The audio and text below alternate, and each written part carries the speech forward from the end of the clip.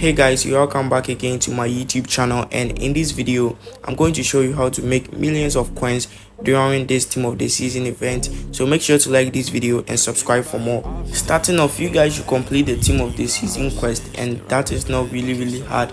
As you can see, for the first one, it says play 15 challenges and you're going to get 100,000 coins, which seems really amazing.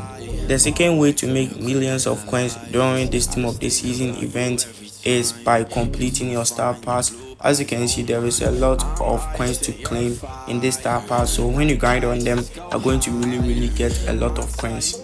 The next thing is to sell players you don't use in your team. As you can see, I have a lot of players right over here and I don't use any of them in my team, so I can sell them for coins right over here. All of these players I don't use in my team, I can sell them for coins. So make sure you guys do that and you are going to really make millions of coins.